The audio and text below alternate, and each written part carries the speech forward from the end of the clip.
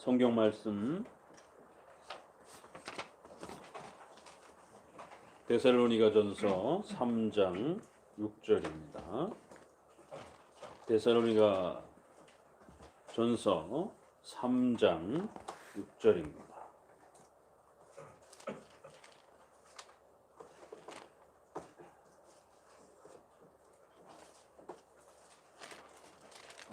데살로니가 후서입니다. 데살로니가 후서 3장 6절 제가 봉독하도록 합니다. 형제들아, 우리 주 예수 그리스도의 이름으로 너희를 명하노니 규모 없이 행하고 우리에게 받은 유전대로 행하지 아니하는 모든 형제에게서 떠나라. 아멘. 올해는 종교개혁 503주년 되는 또 귀한 뜻깊은 해입니다. 얼마 전 500주년 기념으로 한국교회도 또 세계의 많은 교회들도 종교개혁 500년이라고 하는 참으로 이 감격스러운 또 그러한 모습 속에서 우리의 종교개혁의 정신과 그 의미들을 잊어버리지 않기 위해서 또 종교개혁 500주년 행사를 또 진행하기도 했습니다. 그런데 벌써 3년이나 이렇게 지나면서 또 503주년에 또 우리 시간을 맞이하고 있습니다. 우리 종교개혁의 후손으로서의 이 교회들은 반드시 하나님 앞에 종교개혁이라고 하는 이 소중한 기독교 역사를 결코 잊어서는 안 될 것입니다. 그렇기 때문에 매해마다 적어도 우리 종교개혁의 이러한 5대 솔라라든가 또 칼빈주의 5대 교리라고 하는 튤립 교리라든가 이러한 또 소중한 가르침들을 다시 한번 반복하여 교리를 소개하기도 하고 또 기독교 역사 속에 적어도 그 종교개혁의 이 엄청난 교회의 개혁을 이룩했던 루터와 또 쯔빙글리 또 칼빈 이러한 선조들의 또 그러한 목회와 또 발자취들을 또 소개하기도 합니다. 종교개혁이란 1000년 가까이 교회가 부패했던 이러한 심각한 상태 속에서 다시 한번 교회가 성경으로 돌아가고 성경으로 세워져가는 귀한 그러한 교회의 역사였습니다. 그렇기 때문에 적어도 올바른 성경적 교회와 올바른 성경적 참된 신앙이라고 하는 것이 무엇인지를 이 종교개혁의 역사를 통해서 우리는 다시 한번 발견했고 그 소중한 가치들이 지난 500년 동안 서구의 교회와 또 오늘 우리 한국교회에 이르기까지 그 가르침들이 또 잘 전수되어 왔던 것을 보게 됩니다.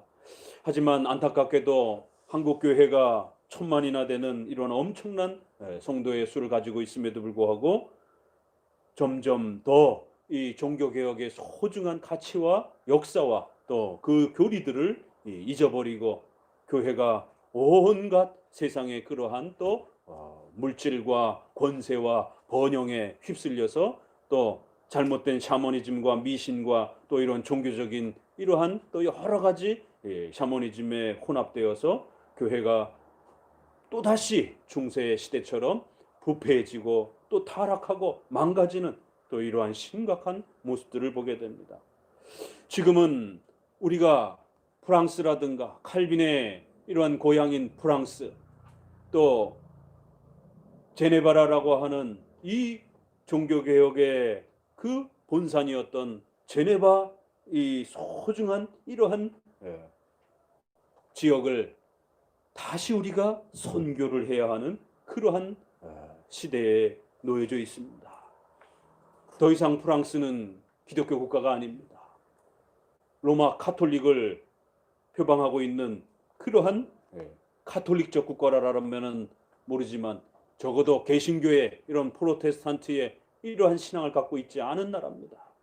얼마 전 프랑스의 그 소규모 장로교회를 유지하고 있는 조지신학 교수님이 합신대학교에 와서 프랑스는 더 이상 기독교 국가가 아닙니다. 이처럼 5대 솔라와 튤립 교리를 가르치게 되면 프랑스의 로마 가톨릭의 이러한 거대한 힘 앞에 엄청난 외압과 다양한 생활적인 피해를 입게 된다라고. 그러면서 그 조직신학 교수님이 신신당부하는 것은 한국교회여 세계에 두 번째로 선교사를 많이 보낼 정도로 이렇게 부흥한 한국교회여, 제발 저희 프랑스처럼 되지 마십시오. 제발 저희 프랑스처럼 교회가 무너지지 않도록 목회자들과 성도들은 정신 바짝 차리고 하나님이 여러분에게 주신 이 부요함들을 지켜내시기를 바랍니다. 더 이상 프랑스는 오데솔라를 가르치는 교회가 없습니다. 더 이상 프랑스는 튤립 교리를 가르치는 그러한 교회가 없습니다. 더 이상 프랑스는 오직 믿음으로 오직 예수 그리스도로 구원받는다라고 하는 이러한 신앙을 지켜내는 교회가 거의 없습니다. 프랑스 조직신학 교수님이 그렇게 직접 말씀하시는 그런 내용을 들으며 너무 마음이 아팠습니다. 제네바는 어떻습니까? WCC 2013년에 저희 교수님들이 힘을 합쳐서 WCC는 예수 그리스도 외에도 구원이 있다라고 하고 여러 그러한 모든 종교들이 각각 다 구원의 그러한 역할을 한다라고 하면서 종교 통합과 종교 연합을 부르짖었던 그러한 행사였습니다. 그래서 WCC를 반대하는 이러한 소중한 교수님들이 제네바까지 가서 제네바의 WCC의 그 핵심 관계자들을 향하여 강력하게 반대 의사를 표명하고 절대로 한국은 당신들의 이러한 행사들을 한국교회는 반대한다라고. 왜 제네바를 갔겠습니까? 제네바는 칼빈이 평생을 목회하고 제네바 아카데미라고 하는 종교개혁 역사의 최초의 신학교가 세워져 가면서 유럽의 수많은 목회자들을 배출했던 종교개혁의 산실, 종교개혁의 본산이 바로 제네바로부터 그렇게 목회자들이 배출이 된 것이에요. 그랬던 그 제네바가 WCC 본부가 제네바에 있는 거예요. 제네바 아카데미는 이제 제네바 신학교는 더 이상 종교개혁을 말하지 않고 예수님 외에도 다른 종교와 다른 구원자가 있다라고 버젓이 그렇게 말하는 신학교가 되어버렸습니다. 성도와 교회들이 정신 차리지 못하고 아차하는 순간에, 무관심한 그 순간에 종교개혁의 본산지였던 제네바가 예수 그리스도를 버리는, 이 세상의 모든 종교들은 다 하나라라고 외치는 그러한 WCC의 본부가 그곳에 자리 잡는 이런 일이 벌어진 것이에요. 누가 알았겠습니까? 그렇게 가장 적대적이고 이단적인 그러한 단체가 제네바에 자리 잡을 줄. 네덜란드는 어떻습니까? 제2의 종교개혁 신학교라고 하는 레이든 신학교가 영국, 프랑스 수많은 곳에서 핍박받던 목사님들이 레이든 신학교에 와서 공부하고 더 출중한 실력을 갖추어서 자신들의 나라로 돌아가서 교회를 개혁하고 유럽을 그렇게 건강한 교회로 만들어내었습니다. 도르트 총회라고 하는 이 엄청난 종교개혁을 바로 그 레이든 신학교의 교수님들을 중심으로 해서 그렇게 유럽을 다시 개혁해내는 그런 역할을 감당했던 곳이 네덜란드요. 거기에 레이든 신학교가 참 소중한 신학교였습니다. 그런데 네덜란드는 더 이상 장로교회와 이러한 도르트를 가르치지 않는 나라가 되었습니다. 세계에 제일 빨리 동성애 문제와 공창제도라고 하는 창녀촌이라고 하는 이거를 법적으로 확정을 한 그런 나라가 되어버렸습니다. 그래서 관광 상품이 되어가지고 세계 수많은 사람들이 그 사창가를 구경을 하고 법적으로 보호를 받는, 법적으로 세금을 내고 사업을 하는, 가장 먼저 그런 사창가 제도를 합법화시킨 이런 나라가 되었습니다. 아무렇지 모르시죠? 세상에 제네바, 네덜란드 독일은 어떻습니까? 루터를 통해서 목숨을 걸고 그렇게 종교개혁을 일으켰던 그러한 종교개혁의 본산지인 독일이 세계 최고의 자유주의자들, 예수님은 신이 아니고 그냥 사회적인 훌륭한 리더였다라고 외치는 이러한 자들을 우리는 교회의 원수요, 이단이요, 그렇게 교회를 부패하고 타락시키는 무서운 교회의 적이다라고, 자유주의 신학자들이라고 말하는 것입니다. 교회의 유전과 전통을 따라서 기독교를 물려받은 대로 그대로 신앙생활하지 아니하고 자기들 멋대로 그렇게 해석하겠다라는 거예요. 그래서 자유주의다라고 이름도 그렇게 부른 겁니다. 왜 사도들이 루터와 또 제네바에서 칼빈이 또 미국 장로교가 또 우리 100년 전에 또 선교사들이 물려준 그대로 우리의 선조들이 물려준 그 기독교의 유전, 전통을 따라서 규모 있게 흐트러짐 없이 그렇게 믿어야 된다라고 가르쳤음에도 불구하고 왜 꼭 굳이 그렇게 믿어야 되느냐? 우리 마음대로 믿겠다. 그저 예수님은 4대 성인 중에 한 분이지 절대 신은 아니다. 독일의 신학교에서 독일 신학교 교수들이 그렇게 1800년 이후로 독일 신학교들이 쏟아내기 시작했어요. 세계 최고의 자유주의 신학교들은 다 독일에서 만들어졌고 최고의 신학자들도 다 독일에서 배출이 됐습니다. 지금도 여전히 세계 최고의 자유주의 신학자들은 다 독일에서 배출되고 있습니다. 독일은 더 이상 종교개혁을 표방하는 5대 솔라를 가르친 그런 나라가 아닙니다. 최고의 신비주의가 다 독일에서 발생이 되었습니다. 눈물의 앞을 가리는 가슴이 쓰려오는 이러한 아픔들을 오늘 우리는 직면하고 있습니다. 유럽은 더 이상 기독교 국가가 아닙니다.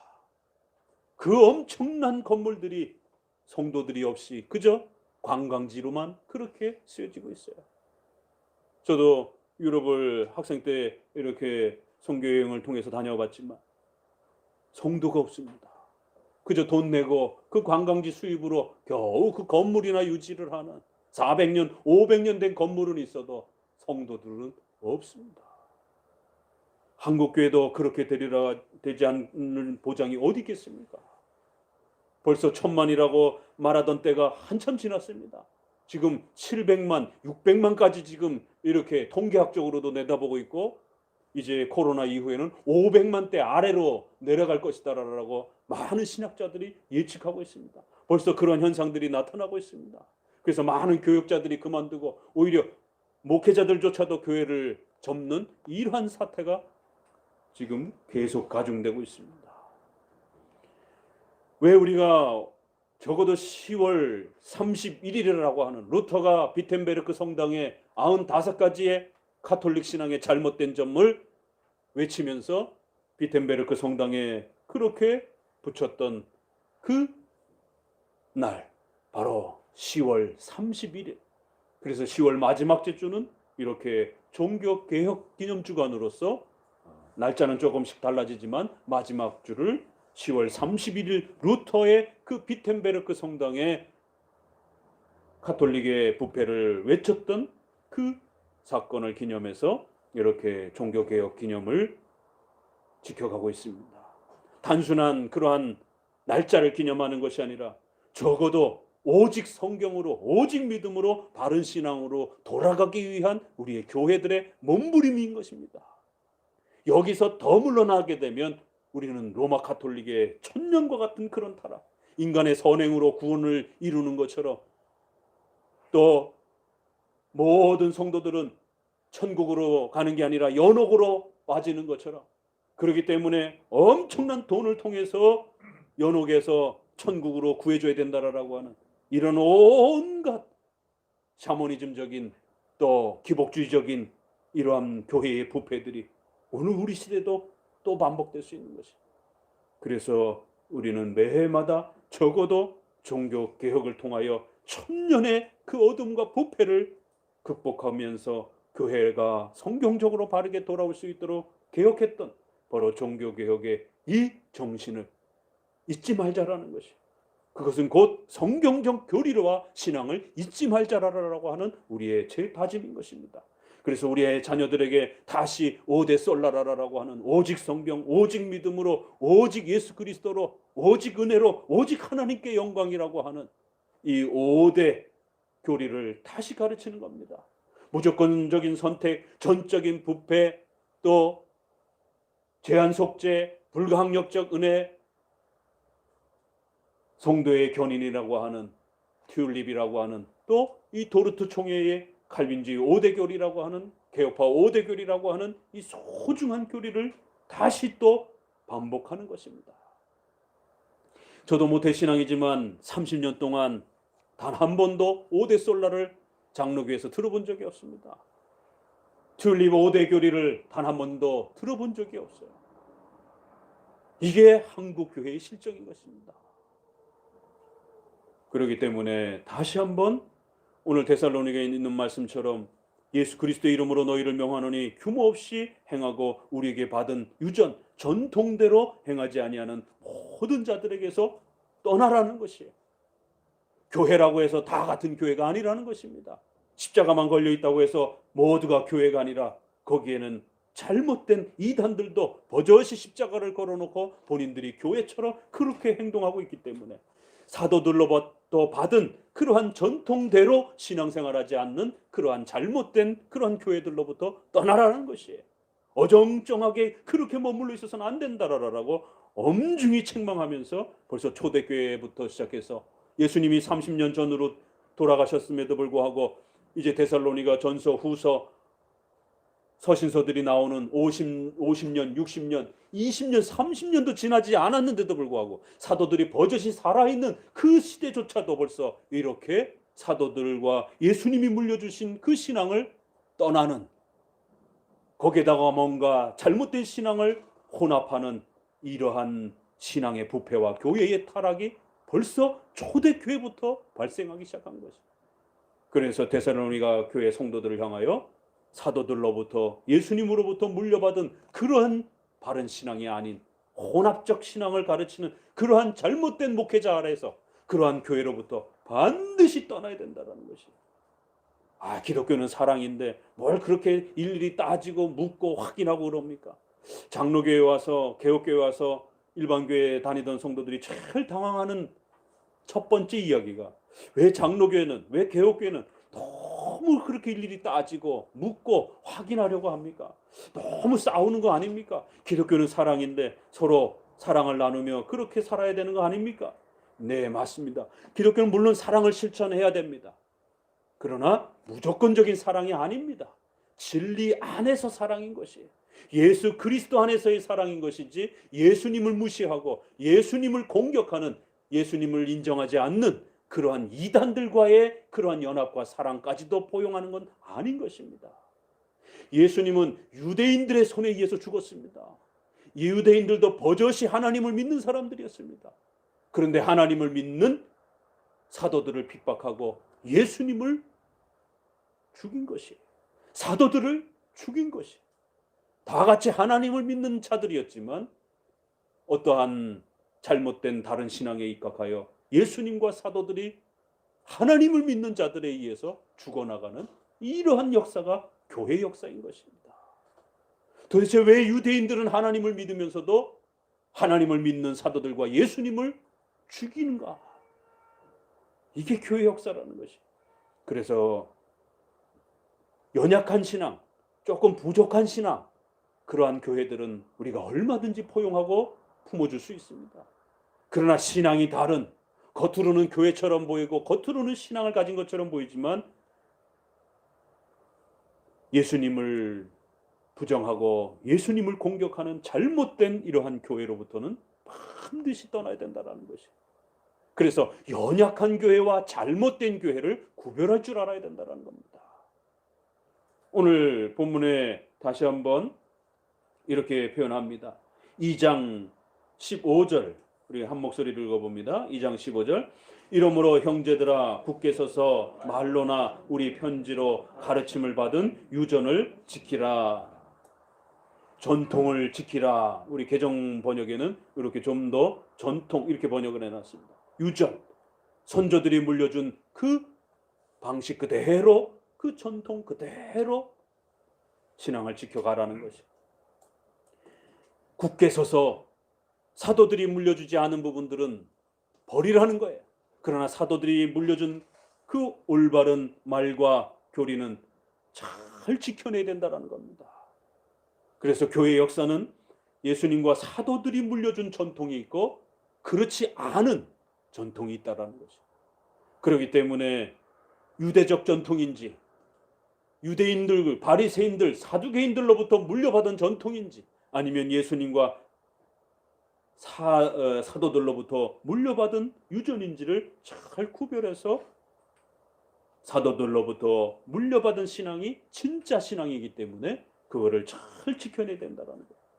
그리고 유대인들이 기독교인들처럼 흉내내면서 자신들의 유대교 신앙을 그렇게 소개를 한다든가 또 이방 종교가 기독교 비슷하게 그렇게 꾸려가지고 마치 교회처럼 이렇게 소개를 한다고 하게 되면 반드시 그들을 떠나라라고 얘기를 하는 것입니다. 오늘 그래서 여러분들에게 표를 나눠드리면서 예전에도 보았던 표지만 다시 한번 이 표를 살피시면서 우리 기독교 역사 2000년 역사 전체를 한눈에 다시 한번 살피시면서 또 마음에 새기시고 또 굳게 다짐할 수 있도록 우리가 어떤 전통과 어떤 사도적 전통을 또 어떤 기독교적 전통을 물려받았는지를 잘 아시고 구별하시라는 것이. 왜요? 기독교 역사 속에서는 이처럼 잘못된 또 거짓된 이러한 교회 역사에 또 내용들이 있기 때문에 잘못된 것을 잘 구별해내고 올바른 이러한 또 기독교 역사를 지켜내시라라고 또 오늘은 기독교 역사에 대해서 이렇게 소개를 해보고자 합니다. 그렇기 때문에 이것을 우리가 족보신학 이렇게 표현을 합니다. 계보신학 이렇게 표현을 하기도 합니다. 적어도 우리의 선조가 누구인지를 정확하게 알으라는 것이에요. 우리의 선조가 종교개혁 시대에 예수님 시대에 사도들 시대에 이단으로 정죄받았던 그러한 자들이 선조가 되어서는 안 됩니다. 그럼 우린 이단의 후손이지 우리는 로마 카톨릭의 부패한 그러한 교회의 후손이지 사도들과 종교개혁의 후손들이 아니란 말이에요. 그렇기 때문에 반드시 올바른 기독교 역사를 구별하는 하는 이유가 바로 이렇게 중요한 겁니다. 그래서 기독교 신앙은 우리의 선조가 누구인지 당신의 신앙은 당신의 그러한 신앙의 모습은 어떤 선조들로부터 물려받은 것인지를 정확하게 구별하고 아셔야 된다는 거예요. 이것은 사랑으로 그저 덮을 문제가 아니라는 겁니다. 왜요? 천국과 지옥에 대한 문제가 왔다 갔다 하고 생명이 왔다 갔다 하는 문제이기 때문에 다소 좀 불편하다 할지라도 참과 거짓은 분명하게 구별할 줄 알아야 되는 거예요. 다만 참된 교회 안에서 좀 더 연약하고 부족하고 좀 더 성숙한 교회 부분에서는 우리가 사랑과 또 인내를 가질 필요가 있어요. 그러나 거짓된 교회와 참된 교회가 부딪히게 되면 거짓된 교회의 마음을 빼앗긴다든가 거짓된 교회에 발을 들여놓게 되게 되면 영원한 지옥의 이 형벌을 벗어날 수가 없는 것입니다. 그렇기 때문에 기독교 사랑이란 어느 곳에서 발생이 되는 것인지를 잘 이해하셔야 되는 것이에요. 기독교 사랑이란 교회와 예수 그리스도를 고백하는 그 신앙의 형제와 백성들 안에서 베풀어지는 것을 말하는 것이지 이단들과 적그리스도와 교회를 파괴하는 무리들에게 사랑을 베푸는 방식으로 그렇게 연합하는 것을 요구하는 것이 아닌 것입니다. 그래서 우리는 족보신학, 계보신학라고 이렇게 다시 한번 줄여서 표현하기도 합니다. 이거를 신앙고백 4번을 먼저 읽어보도록 합니다. 이 부분은 다음 주에 이제 소개가 될 것입니다. 4번에 바로 이러한 기독교 신앙의 특징을 기독교 신앙은 이렇게 참된 교회의 역사와 거짓된 이단들의 또 교회 역사가 있기 때문에 올바른 계보신학, 올바른 족보신학을 정확하게 고백하고 알아야 된다라고 네 번째에 이렇게 고백되어 있습니다. 이건 우리 교단 헌법에도 또 그대로 실려 있는 내용입니다. 한 목소리를 읽어봅니다.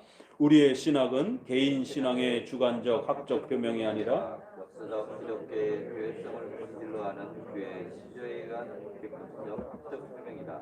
따라서 본 교단은 역사적 기독교의 공동 신조 어거스틴과 루터, 칼빈, 16, 17세기 개혁교회의 신조들, 스코틀랜드 신조, 벨직 신조, 하이델베르그 요리문다, 도르트 신조들과 신학자들, 베자, 불링거, 튜레틴, 19, 20세기의 카이퍼, 바빙크, 하치, 워필드, 벌콥, 메이첸, 반틸, 박형룡, 김치선, 박윤선, 최순직, 조성만 등을 통해서 개발되고 변증, 보존되어 온 개혁파 교회의 정통적 입장을 따른다. 교단 신앙 고백에서는 요 인물들이 조금 빠졌어요. 그래서 전체적으로, 왜냐면 어떤 특정한 인물들을 이렇게 또 한두 사람만 세우기는 어려움이 있기 때문에, 왜냐면 많은 인물들이 있어서 그렇죠. 그러나 이제 우리가 교회의 신앙 고백을 할 때는 좀 더 그 기준점이 되는 그러한 신학자들과 텍스트, 교과서가 되어야 될 그러한 중요한 또 교리서를 또 이렇게 구성해 준 그러한 인물들과 내용들은 좀 더 이렇게 교회 신앙 고백에는 상세하게 좀 표현을 한 겁니다. 적어도 우리가 우리의 선조란 이렇게 한쪽으로는 신조, 그래서 사도 신조, 니케아 신조, 초대교회의 5개 신조, 그 다음에 종교개혁 신조에서는 제네바 신조, 스코틀랜드 신조, 프랑스 신조, 벨직 신조, 이렇게 각 지역의 이름을 딴 이런 신조들입니다. 그렇지만 가장 우리 장로교회의 대표는 웨스민스터 신앙 고백, 바로 목사와 장로님 모두가 서약하고 이 신앙 고백은 성경을 가장 잘 요약한 것으로서 알고 믿고 가르치겠습니다 라고 표준 신앙 고백으로 고백하는 바로 웨스민스터 신앙 고백을 가장 대표적으로 또 그렇게 고백하고 따라가는 것입니다. 인물로서는 이렇게 초대교회 때는 사도들 다음으로는 가장 유명한 어거스틴 목사님, 그 다음에 종교개혁을 일으켰던 루터, 그리고 그걸 계승한 칼빈과 불링거, 이러한 종교개혁자들, 또 칼빈의 제자인 베자, 또 영국의 또 스코틀랜드, 특별히 스코틀랜드의 장로교회의 아버지라고 불려질 정도로 칼빈에게서 개혁파 신앙을 배워서 스코틀랜드를 개혁파 교회로 바꿀 정도로 그렇게 훌륭한 봉사를 한 존 낙스, 이런 인물들이 바로 종교개혁의 가장 소중한 또 그러한 인물들이라는 것이. 19세기, 20세기에 와서는 카이퍼, 바빙크, 유럽의 네덜란드 분들입니다. 그리고 미국으로 넘어오게 되면 구 프린스턴 신학교의 하치, 워필드, 이런 분들, 그 다음에 웨스민스터 신학교의 메이첸, 반틸, 한국교회가 지난 70년, 50년, 60년 동안 조직신학 교재로 사용하며 수많은 장로교 목사님들을 길러내었을 때에 교과서로 사용한 루이스 벌콥의 조직신학, 벌콥 목사님, 그리고 한국의 장로교회 아버지라고 하는 박형룡 목사님, 박윤선 목사님, 이런 분들이 다 메이첸, 반틸의 제자들인 것이에요.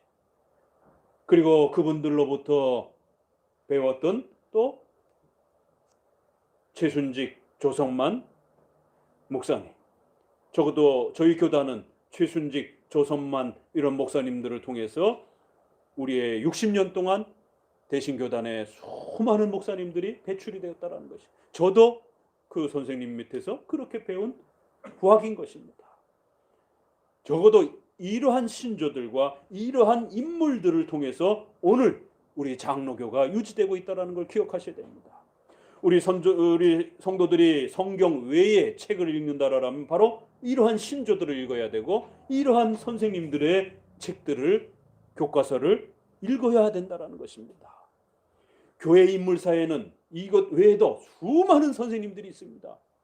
또 수많은 신조들이 있습니다.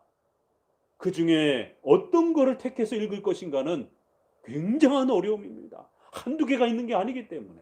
그런데 그 신조들마다 구원론이 다 동일하지 않습니다. 교회론이 다 동일하지 않습니다. 성화론이 다 동일하지 않습니다. 또 그 많은 선생님들의 구원론이 다 동일하지 않습니다. 그렇기 때문에 난감한 것이에요.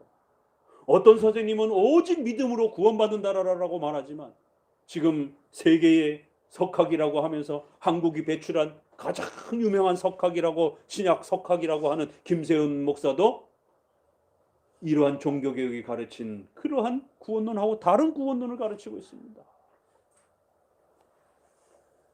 예수님을 믿음으로 구원받지만 그 믿음이 중간에 취소되어 다시 지옥 갈 수 있기 때문에 성도들의 선행을 통해서 칭의를 유지해야 된다는 거예요.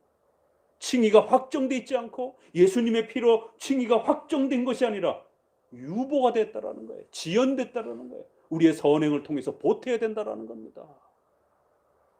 전적인 부패를 인정하지 않는 거예요. 인간의 완전한 타락을 인정하지 않는 겁니다. 부분적인 부패. 그래서 여전히 인간이 선행을 통해서 구원의 보탬을 해야 된다는 것. 이거 전형적인 로마 가톨릭의 가르침입니다. 어거스틴과 싸웠던, 어거스틴이 적그리스도라라고 교회를 파괴하는 적이라라라고 공격했던 펠라기우스의 가르침입니다. 행위반 구원반으로, 신인 협력주의로 그렇게 구원받는다라고 하는, 선행으로 구원을 유지해야 된다라고 하는, 믿음으로 구원받는 거 인정한다. 그러나 선행으로 유지하라는 것이에요. 그래서 종교개혁은 오직의 싸움입니다. 로마 가톨릭도 믿음으로 구원받는다고 말을 했어요.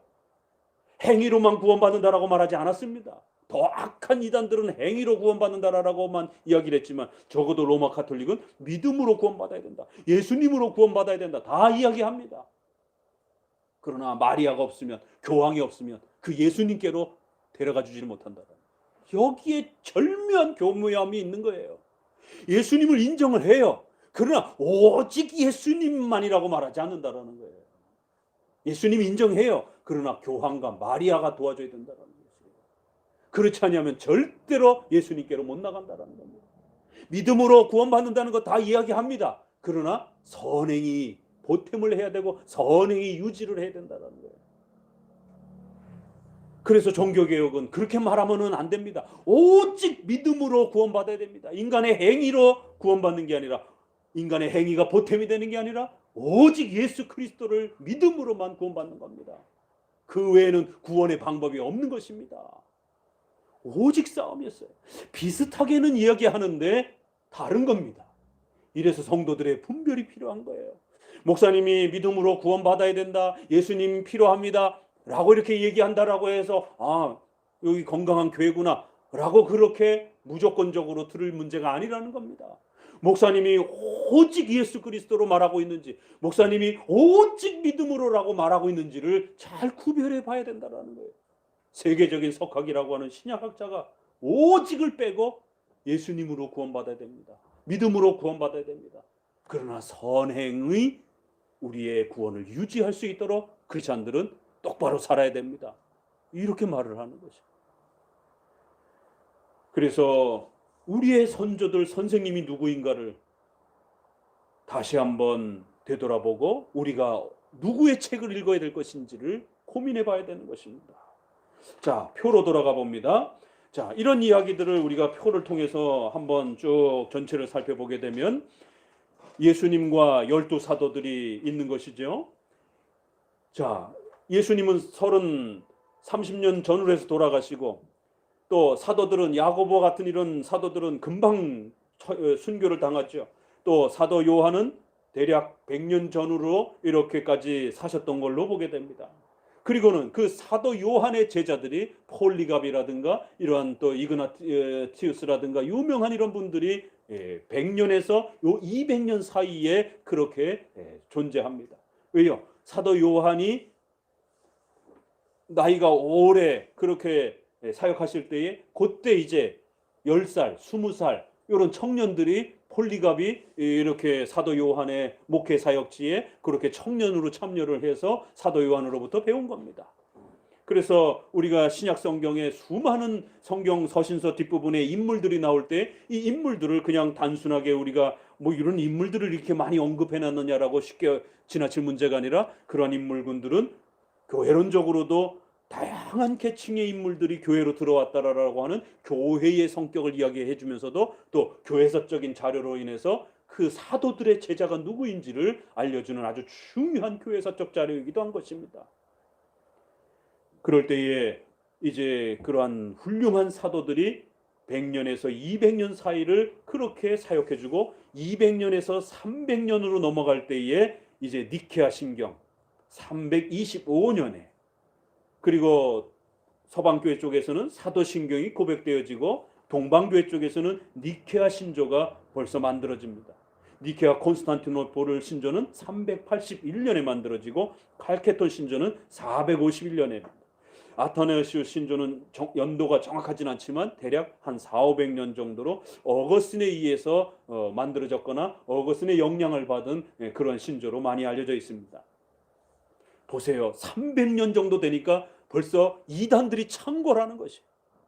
그래서 이러한 이단들을 어떻게 구별을 해야 될 것인가를 교회가 심각하게 고민하면서 전 유럽의 교회가 함께 모여서 공의회 전체 교회 연합회를 통해 가지고 저들도 성경을 해석하고 저들도 예수님 믿는다라고 하는데 우리랑 예수님을 믿는 게 달라요. 구원받는 이야기가 달라요. 그런데 저들도 버젓이 성경을 들고 있어요. 그러니 이걸 어떻게 해야 되느냐? 저들을 우리의 형제로 받아들여야 될 것인지 아니면 저들을 우리의 적으로 해석을 해야 될 것인지 고민하면서 이게 연약한 것인지 목사님이 아직 실력이 없어서 연약한 것인지 아니면 목회자가 이건 아주 악해가지고 다른 예수를 전하는 것인지 다른 구원을 전하는 것인지 심각한 교회 혼란이 벌어졌어요. 자, 오른쪽에 어떤 이단들이 있었는가 보십시다. 제일 첫 번째는 설교 처음에 말씀드린 것처럼 유대인, 바리새인들, 사두개인들이 예수님을 공격하고 제자들을 공격했기 때문에 첫 번째는 유대주의. 가장 심각한 이단은 유대주의였던 것이죠. 유대인들만이 하나님의 백성이라고 주장하며 예수님은 결코 신일 수 없다라고 하면서 예수님을 죽였던 바로 이 유대주의. 그러니까 유대주의자들은 신약을 인정을 안 해요. 그러니까 거꾸로 신약만 인정을 하면서 유대주의자들은 다 사탄의 종들이라고 이렇게 비판한 말시운이 있습니다. 성경을 부정한 구약 성경을 부정을 해요.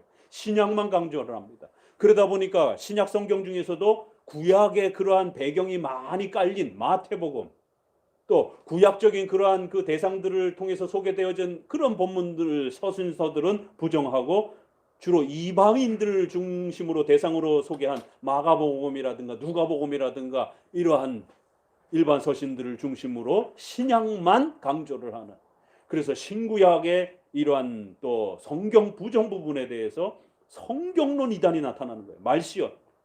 또 신비주의를 주장을 하는 영지주의, 만이교. 그래서 이원론을 아주 극단적으로 강조하는 지금 한국교회가 이원론에 얼마나 깊이 물들어 있습니까? 2000년 전에도 이 이원론을 강조하는 영지주의, 만이교. 그래서 기도하고 예배드리는 것만 강조하고 영적 체험만 강조하고 가정생활 등한시 여기고 국가와 사회생활, 직장생활 등한시하게 만드는 오로지 교회생활만 중요하다라고 이렇게 강조하는 이런 이원론주의적인 영지주의.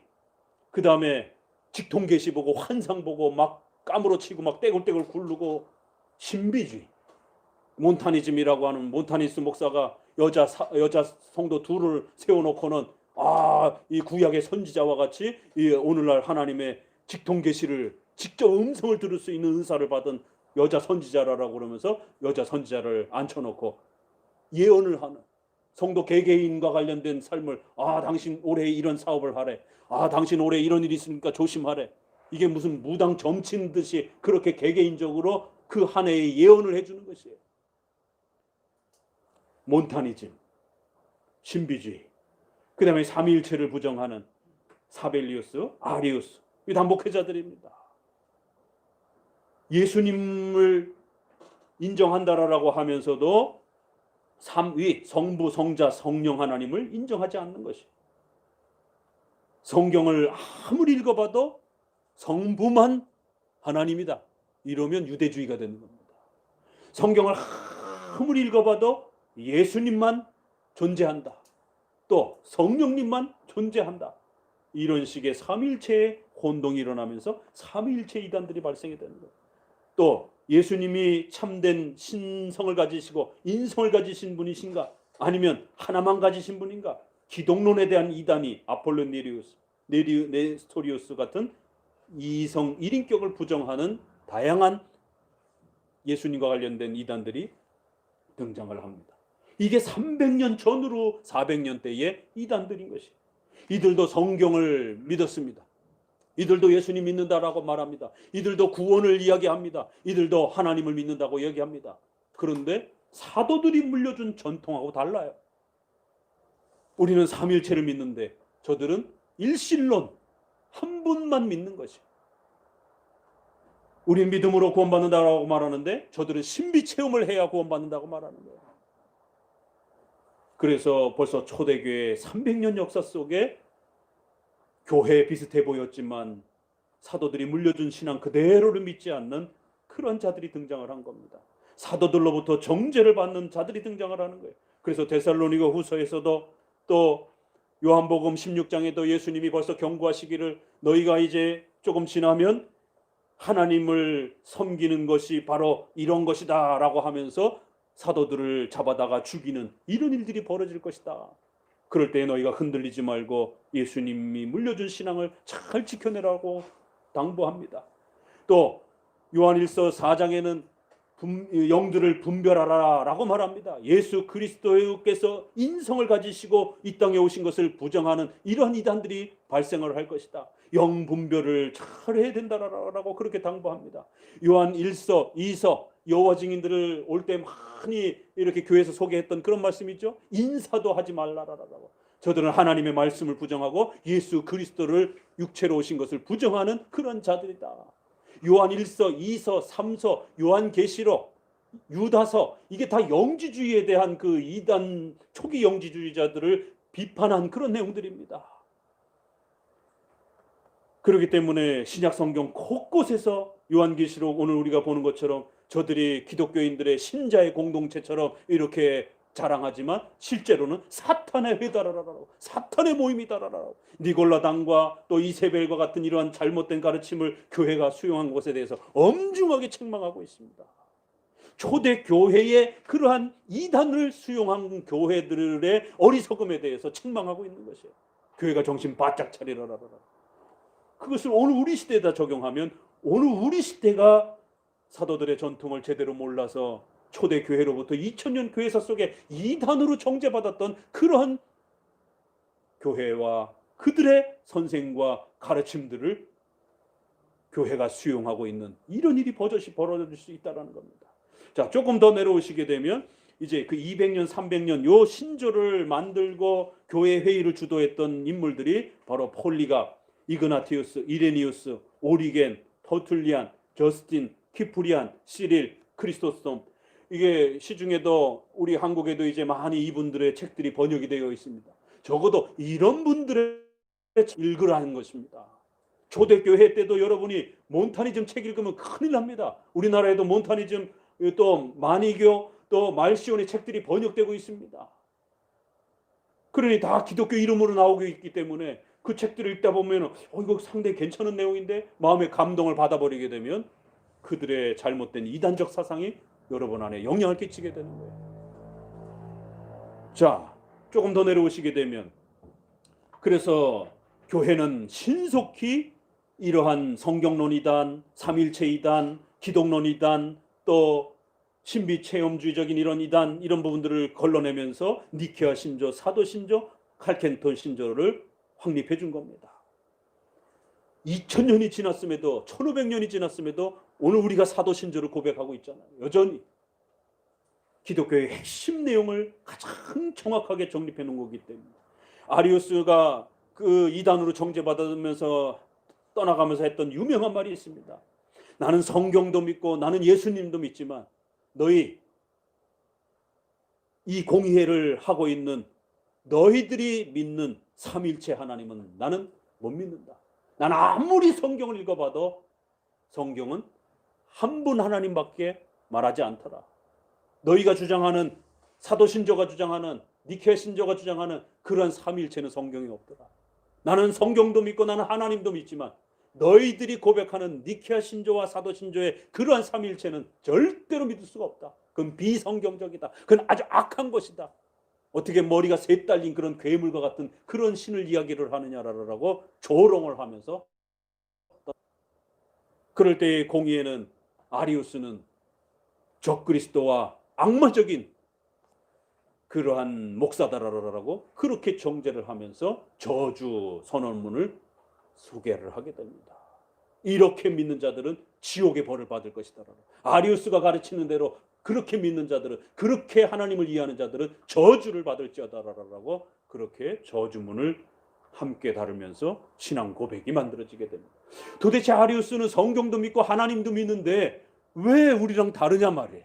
왜 사도신조와 니케아 신조와 다르냐 말이에요. 이게 교회 역사라는 것입니다. 여호와 증인조사도 예전에는 예수님 안 믿는다 그러더니 요즘에는 예수님 자기들도 다 믿는다 그러더라고요. 한국교회가 하도 이단이다 이단이라고. 그럼 너희 어떻게 믿는데? 자기들은 예수님은 신은 아니고 천사장이랍니다. 천사 중에 가장 위대한 미가엘 천사와 이러한 그 가브리엘 천사처럼 그 위에 있는 천사장이지 절대로 신은 아니랍니다. 한 번 더 들어가서 물으면 그렇게 대답합니다. 그러나 처음 만나서 너네 예수님 믿습니까? 우리도 예수님 믿습니다. 이렇게 믿는 내용이 다른 거예요. 그렇기 때문에 정신 바짝 차리고 어떤 예수님을 믿는지, 어떤 하나님을 믿는지 좀 더 확인해 봐야 되는 거예요. 자, 그 다음 이제 선생님과 목사님들은 바실, 암브로시우스, 어거스틴의 선생님이죠. 암브로시우스, 제롬, 어거스틴, 니사의 그레고리, 나지안주스의 그레고리, 이러한 유명한 초대 교부의 이러한 목사님들이, 훌륭한 목회자들이 교회를 지켜온 것입니다. 그래서 초대교회 때는 교부 시대 500년은 어거스틴으로서 이렇게 가장 중요한 인물이 핵심 토대를 구축합니다. 그래서 어거스틴이 바로 누구랑 싸웁니까? 펠라기우스 목사와 싸웁니다. 펠라기우스와 싸우면서 어거스틴은 오직 은혜로 구원받아야 된다. 그리고 하나님께서 택자를 예정해 놓으셨다. 이런 부분들을 특별히 구원론과 관련해서 심각한 싸움을 싸우게 됩니다. 펠라기우스는 행위로 구원받는다. 원죄를 부정하고 전적 부패를 부정을 하고, 왜 아담의 죄가 우리의 죄가 되느냐? 그건 있을 수가 없다. 그건 아담만 벌 받은 거다. 우리 인류는 아담처럼 모두가 똑같이 하나님 앞에서 다시 테스트를 받는 거다. 네가 잘하면, 네가 선행을 하면 구원받을 수 있다. 라고 이렇게 다시 창세기를 읽어낸 겁니다. 어떻게 성경을 읽으면서 이렇게 서로 다를 수가 있을까? 인간의 부패함 때문이죠. 그러자 중간에 세미펠라기안이라 해서 반대한다 반자가 아니라 절반, 그래서 어거스틴의 가르침 반, 펠라기우스 가르침 반반을 섞어서 중간 정도 이렇게 어정쩡하게 가르치는 그런 그룹들이 형성이 됐습니다. 이거를 세미펠라기안, 반펠라기우스주의자들 이렇게 표현을 합니다. 이것을 이어받은 자들이 로마 가톨릭이에요. 그래서 로마 가톨릭은 예수님을 부정하지 않습니다. 믿음을 부정하지 않습니다. 그러나 오직이라고 말하지 않는 거예요. 그래서 로마 가톨릭은 교황, 마리아 숭배, 또 성경도 66권 외에 또 성경도 추가를 하고 교황의 말도 추가를 하고 미사, 연옥, 사제가 또 이렇게 사제에게 고해 성사를 해야 된다라고 하는 이러한 비성경적 가르침들이 쏟아져 나온 것이에요. 자, 그럴 때에 어거스틴을 계승한 사람들이 위클리프, 후스 이런 목사님들입니다. 이분들은 다 로마 가톨릭에 의해서 화형당하여 돌아가셨습니다. 가톨릭을 공격하는 자들이다라면서 아주 악하고 비성경적 가르침을 주장한다라면서 화형을 시켰습니다. 왜요? 위클리프와 후스는 성경이 무한 하나님의 말씀이다. 오직 예수 그리스도로 구원받아야 된다. 오직 믿음으로 구원받아야 된다라고 말하기 시작했던 것이죠. 이러한 분들의 가르침을 이어받은 것이 바로 루터와 쯔빙글리, 칼빈인 것이에요. 그래서 1517년 10월 31일은 꼭 기억해 두셔야 됩니다. 적어도 우리가 종교개혁의 후손이라면 1517년 10월 31일이 어떤 날인지, 바로 오데솔라, 오직 믿음으로 오직 예수 그리스도가 회복이 되면서 기독교가 다시 개혁되어지는 소중한 교회의 역사의 전환점인 것입니다. 그런데 거기에 루터란이 따로 있어요. 루터는 훌륭하지만 루터의 제자들은 선생님만큼 그렇게 훌륭하지를 못합니다. 그래서 루터의 제자들은 신속히 로마 카톨릭으로 돌아갑니다. 로마 카톨릭적 신앙으로 돌아가 버립니다. 그래서 이것을 루터파라고 이렇게 말합니다. 그래서 로마 카톨릭 신앙 반, 루터 신앙 반, 또 이런 반반 혼합주의가 일어납니다. 그래서 또 제세례파 형태가 또 형성이 됩니다. 여기에 하나가 빠졌는데 성공의 형태가 또 반반 이렇게 섞어서 만들게 됩니다. 영국에서는. 자, 그러니까 종교개혁 때 몇 개가 만들어집니까? 로마 카톨릭 보세요. 로마 카톨릭. 그 다음에 루터의 종교개혁을 통해서 루터파. 그 다음에 개혁파. 루터의 개혁을 좀 더 완성한 개혁파. 그래서 쯔빙글리, 칼빈, 이러한 불링거, 낙스 이런 분들을 중심으로 해서 더 철저하게 개혁한 이것을 개혁파라고 말합니다. 그런데 로마 카톨릭과 루터파를 반반 섞은 성공회, 또 신비주의 쪽으로 조금 더 섞은 제세례파, 5개가 벌써 교파가 나눠집니다. 종교개혁 시대. 그러면 과연 여러분들은 어떤 교파에 속해서 신앙생활을 할 겁니까? 여기에 제세례파와 같은 이러한 형태들은 이단으로 정죄를 받습니다. 성공회와 루터파는 그나마 좀 부족해도 좀 수준이 떨어져도 이렇게 존중을 받긴 하지만 제세례파 같은 경우는 이단으로 정죄를 받습니다. 그리고 여기에 펠라기우스를 이어받은 소시니안주의라고 소시니안 목사가 또 믿음조차도 아예 부정해버리면서 인간은 죄인이 아니라라고 하면서 예수 그리스도도 필요 없다라고 말하면서 인간은 자기 스스로의 힘으로 하나님을 찾으면 된다라고 하는 펠라기우스 가르침을 그대로 이어봤습니다. 6개죠. 소시니안까지 합친다라고. 2개는 이단이고 2개는 좀 부족하고 카톨릭은 이단에 해당이 되는 거예요. 로마 교황을 적그리스도라고 그렇게 고백을 합니다. 그러니까 3개가 잘못됐고 2개는 조금 부족한 것이고 개혁파가 가장 건강하게 그렇게 성경적 사도적 신앙을 계승했다라고 고백하는 겁니다. 이것은 장로교만이 우월하느냐의 문제가 아니에요. 사도적 신앙을 어느 인물이 어느 교파가 가장 건강하게 잘 유지했느냐가 문제라는 것이죠. 그래서 개혁파는 어떤 사도신조와 니케아 신경이 가르쳤던 그 내용을 그대로 잘 계승했다라는 것이. 그러나 성공회와 루터파는 그런 부분에서 심각하게 흔들려 버린 겁니다. 자, 그러자 1600년도로 넘어오게 되면 또다시 논쟁이 붙으면서 도르트 총회가 열립니다. 그래서 도르트 신조를 통해서 칼빈주의 5대 교리가 만들어졌고 이때 적이 알미니안주의입니다. 알미니우스 목사를 중심으로 해서 믿음으로 구원받는 것이지 오직 믿음으로 구원받는 게 아니다라고 100년이 지났는데 똑같은 싸움이 또 일어납니다. 인간의 선행을 통해서 우리의 구원을 보태야 된다라고. 착하게 살아야 구원을 받는다라고 하는 이런 식의 선행 구원의 이런 부분이 또 등장을 합니다. 그러니까 또 어느 쪽에서는 아니다. 신비 체험을 해야 구원받는 거다. 이 경건주의. 그래서 제세례파를 이어받은 경건주의, 또 중간쯤에 알미니안주의, 또 그 다음에 도르트 신조를 중심으로 해서 개혁파 신앙이 계승이 됩니다. 그래서 개혁파 신앙, 알미니안주의, 신비주의 3개가 1600년도에 가장 심각한 교리 싸움을 나누게 됩니다. 그리고 나서 40-50년 뒤에 웨스트민스터 신앙 고백이 만들어지는 것입니다. 자, 그럴 때에 적어도 도르트 총회와 웨스트민스터 신앙 고백을 계승한 그룹이 유럽에서는 유럽 개혁파, 영국과 스코틀랜드에서는 퓨리탄이라고 하는 이런 형태로 소개가 되기도 하고, 좀 더 스코틀랜드의 장로교를 계승한 형태는 이제 또 스코틀랜드 장로교회라고 이렇게 표현을 합니다. 영국에서는 퓨리탄이라고도 표현을 합니다. 그래서 영국에는 성공회와 싸웠기 때문에 제세례파, 감리교 이런 모든 분파들을 다 넓게 청교도라고 얘기를 합니다. 그래서 조금 청교도는 좀 혼합적으로 많이 섞여 있어요. 그럼에도 불구하고 또 루터와 칼빈의 신앙을 이어받은 영국의 청교도들이 있기 때문에 또 그들도 한 그룹으로 형성을 하는 것입니다. 그래서 적어도 세 파 정도가 건강한 거예요.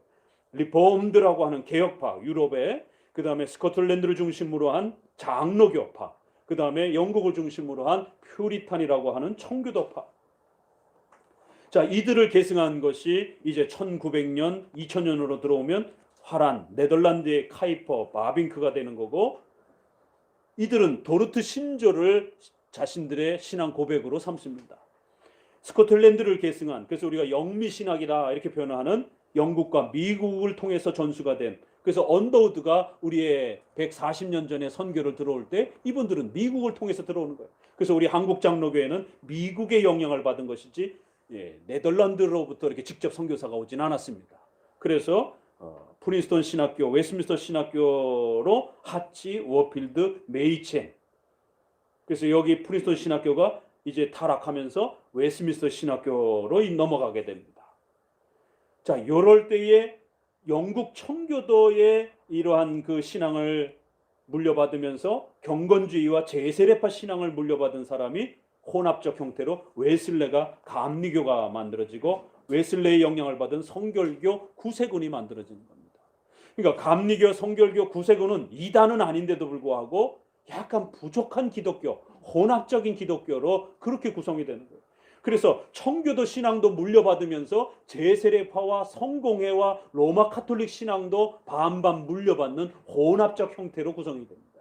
만약에 소시니안이라든가 제세례파의 신앙만 물려받았다라면 완벽하게 이단으로 정제가 될 겁니다. 그런데 루터의 신앙과 성공의 신앙과 청교도 신앙까지 다 물려받습니다. 또 그것도 인정을 해요. 한편으로는 웨슬레조차도 청교도 집안의 부모님 밑에서 그렇게 자랐습니다. 그래서 혼합적 형태로 섞여버리는 거죠. 그러나 온전하고 건강한 형태로의 그런 교파적 역사를 갖고 계승하지는 못했던 겁니다. 그래서 여기에 웨슬레와 휘필드와 이렇게 협력하면서 미국에서 이 청교도 신앙을 이어받은 분이 조나단 에드워즈입니다. 그래서 조나단 에드워드는 한편으로는 제세례파와 소시니안, 알미니안주의 이런 부분들을 아주 강력하게 비판을 합니다. 그건 참으로 귀한 공로죠. 그런데도 불구하고 또 한편으로는 이 알미니안 신앙에 대한 부분들을 온전히 배격하지 못하고 제세례파의 신앙을 또 일부분 받아들입니다. 그러면서도 장로교, 청교도 신앙을 받아들여요. 그래서 에드워드는 좀 이렇게 반반 섞여 있는 혼합적 신앙을 또 역시 유지하게 됩니다. 그래서 그 신앙을 이어받은 미국의 흐름이 찰스 피니의 부흥운동, 그 다음에 1900년에 오순절 교파가 이제 만들어지는 오순절주의가 만들어지고 이렇게 그러한 계승이 WCC까지 이어집니다. 그리고 저쪽 소시니안의 자유주의는 독일을 중심으로 해서 슐라이마커, 바르트, 불트만, 또 최근에 몰트만, 이러한, 그래서 믿음으로 구원받는 게 아니다라고 대놓고 주장을 하는 이러한 자유주의 계열의 또 신학자들이 한쪽으로 형성이 됩니다. 맨 왼쪽에 이제 웨스트민스터 아래쪽으로는 한국 장로교회가 박형룡, 박윤선, 초성만을 통해서 그렇게 한국 장로교가 구성이 됩니다. 그러나 한국 장로교회는 근본주의, 이원론을 지나치게 강조하는 자유주의와 싸우면서 너무 지나치게 이원론 쪽으로 흘렀던 근본주의라고 하는 또 교파가 있어요. 또 오순절 교파가 한국에도 또 영향을 끼칩니다. 그래서 한국 최초로 이단으로 정제받은 이용도 목사.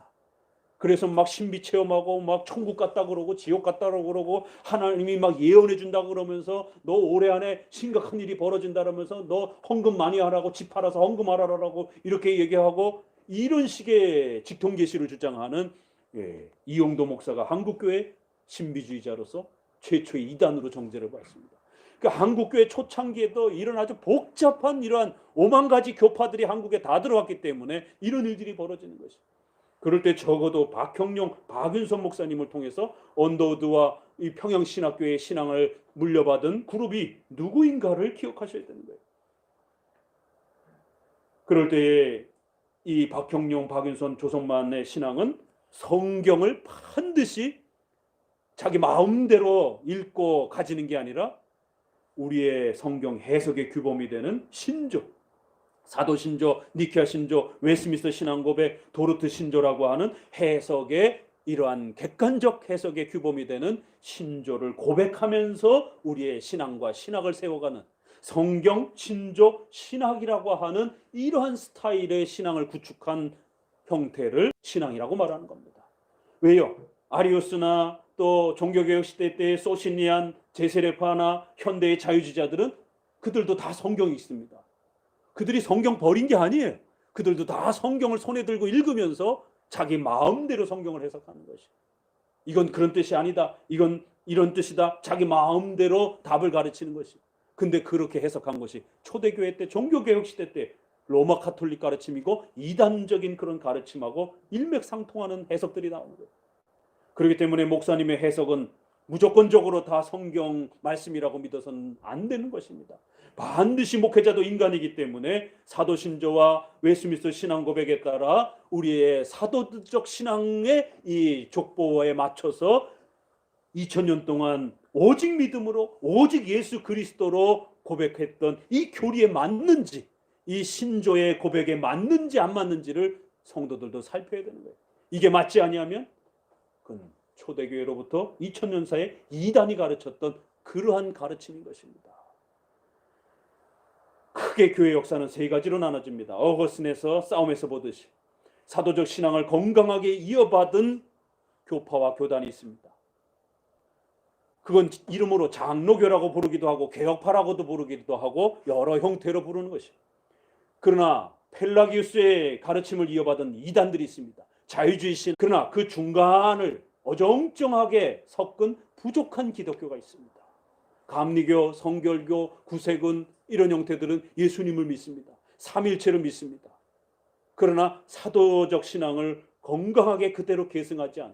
그 중에 삼일체와 기독론과 오직 믿음으로 구원받는다 정도, 아주 작은 몇 가지 정도만 겨우 유지하고 교회론, 종말론, 성경론, 성경 해석, 또 성도들의 생활, 성화에 대한 부분, 이런 많은 부분들이 또 축소되어져 버렸어요.